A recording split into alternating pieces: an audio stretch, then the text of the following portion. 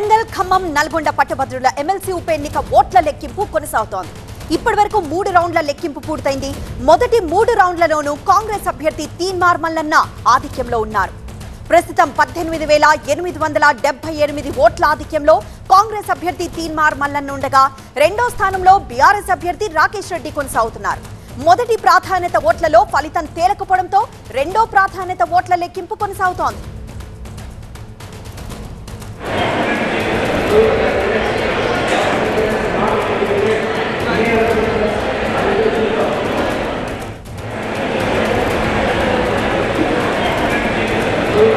మరింత సమాచారం మా ప్రతినిధి రేవన్ అందిస్తారు. రేవన్, పూర్తి ఫలితాలు ఎప్పటికల్లా వచ్చే అవకాశం కనిపిస్తోంది?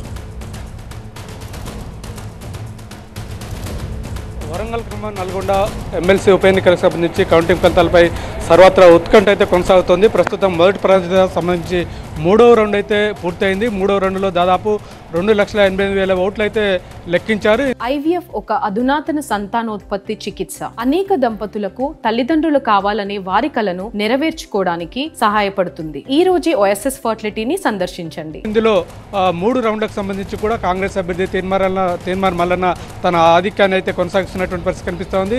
4వ రౌండ్ కూడా కొనసాగుతుంది. 4వ రౌండ్లో దాదాపు 48,000 ఓట్లు ప్రస్తుతం అయితే కౌంట్ చేస్తున్నటువంటి పరిస్థితి కనిపిస్తూ ఉంది. ఈ 3 రౌండ్లకు సంబంధించి కూడా కాంగ్రెస్ అభ్యర్థి తీన్మార్ మల్లన్నకు 1,60,000 ఓట్లు రాగా బీఆర్ఎస్ అభ్యర్థి రాకేష్ రెడ్డికి మాత్రం 87,000 ఓట్లు వచ్చాయి. అలాగే బీజేపీ అభ్యర్థి ప్రేమేందర్ రెడ్డికి 34,000 ఓట్లు వచ్చాయి. దీంతో 18,878 ఓట్ల తేడాతోటి ఆధిక్యంతో తీన్మార్ మల్లన్న తన ఆధిపత్యాన్ని కొనసాగిస్తున్న పరిస్థితి కనిపిస్తోంది. మరోవైపు 4వ రౌండ్ పూర్తయిన తర్వాత చెల్లుబాటు అయ్యే ఓట్లలో సగానికి పైగా ఒక ఓటు వచ్చినటువంటి అభ్యర్థిని విజేతగా ప్రకటిస్తారు. కానీ ఇప్పుడు మనకున్న సమాచారం ప్రకారం 4వ రౌండ్లో కూడా గెలుపు కోట ఏ అభ్యర్థికి కూడా వచ్చే అవకాశం అయితే కనిపించడం లేదు. దీంతో అనివార్యంగా రెండో ప్రాధాన్యత ఓటును కూడా లెక్కించాల్సిన అవసరం ఉంది.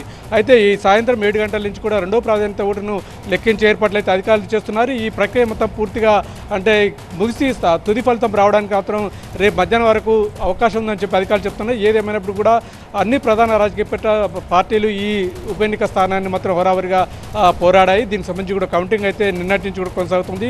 ఈ కౌంటింగ్ రేపు ఉదయం 11-12 గంటల వరకు తుది ఫలితం వచ్చే అవకాశం ఉన్నట్టు తెలుస్తుంది. కానీ మధ్యలో ఏమైనా చిన్నపాటి అవాంతరాయాలు జరిగితే మాత్రం రేపు మధ్యాహ్నం వరకు కూడా తుది ఫలితం వచ్చే అవకాశం ఉన్నట్టు అధికారులు అయితే చెప్తున్నటువంటి పరిస్థితి కనిపిస్తుంది. మొత్తం మీద కాంగ్రెస్ అభ్యర్థి తీన్మార్ మల్లన్న తన ఆధిపత్యాన్ని అయితే కొనసాగిస్తున్నారు. ఎస్ రేవన్.